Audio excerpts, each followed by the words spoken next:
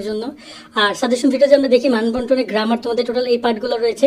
আমার খুব স্বপ্ন ছিল গ্রামার পার্টটাকে অনেক সুন্দর করে তোমাদের সামনে প্রেজেন্ট করবো, বাট আমি পারি না। I am sorry. বাট আমি যদি এখানে তোমাদের রাইটিং পার্টটা বলি 10, 15, 15 টোটাল এখানে 50 মার্কের 40 মার্কের পরীক্ষা হবে এবং এখানে 60 মার্কের পরীক্ষা।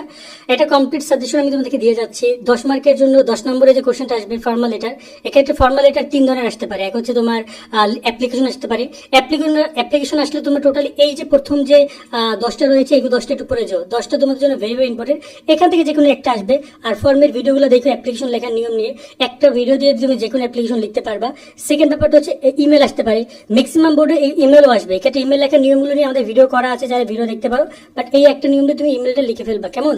আর এরপর যদি আমরা কথা বলি তোমাদের হচ্ছে এই একটা স্ক্রিনশট দিয়ে নিও প্লিজ, আমি আর সময় দিচ্ছি না। বাট এই ইমেল কটা আসতে পারে।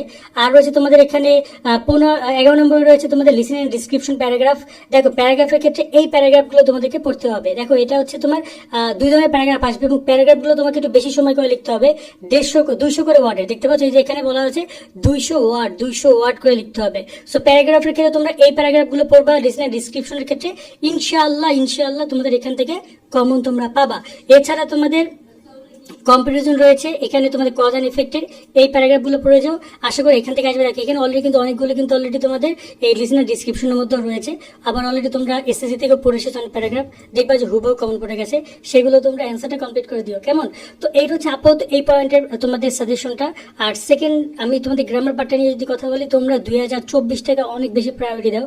24, 23 কোশ্চেনগুলো দেখে যাও, তার সাথে 19, 18 কোশ্চেনগুলো দেখে যাও। সেখান থেকে অনেক কমন পড়বা, ঠিক আছে? এবং আমি সময় পেলে, আমি জানি না আর পাবো কিনা সময়, সেক্ষেত্রে আমি চেষ্টা করবো পুরো বিষয়টা এক্সপ্লেন করার জন্য। যদি পাই গ্রামার পার্টটা নিয়ে আলাদা ভিডিও করার ট্রাই করবো। বাট প্লিজ এই 40 মার্কের যে সাজেশনটা তোমাদেরকে দিচ্ছি, চেষ্টা করেছি 40 মার্কের মধ্যে বেশ ভালো নাম্বার তোমাদের পাওয়ার জন্য। মোটামুটি চেষ্টা করো যে একটা 40-35 নাম্বার রাখার জন্য। আর গ্রামার পার্টে চেষ্টা করো, যদি তুমি চাও গ্রামারের 60 রাখতে পারো। গ্রামারটা এমনভাবে আসে হইলে শিক্ষক মার্ক দিবে, আর নয়তো মার্ক সে কাটতে পারবে না।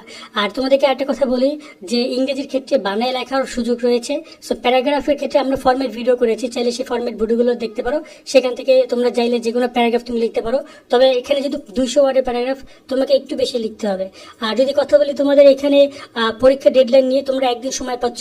সো তোমরা ট্রাই করে, যদি আমি এখান থেকে তোমাদের পুরো ব্যাপারটা এক্সপ্লেন করি, ট্রাই করে তুমি এখানে আগে কম্পিটিশন পার্টে কমপ্লিট করা, রাতের মধ্যে কম্পিটিশন পার্টের এই যে 40 মার্ক কমপ্লিট করার ট্রাই করো। অথবা যদি দেখা যায় সকাল পর্যন্ত লিখে যায়, আর সকাল থেকে শুরু করো তুমি গ্রামার পার্টে থেকে রাত পর্যন্ত। আর খুবই কম সময়ের মধ্যে প্রিপারেশন আর খুবই টাফ, বাট কিছু করার নাই, এভাবে প্রিপারেশন নিতে হবে একদিনের মধ্যে।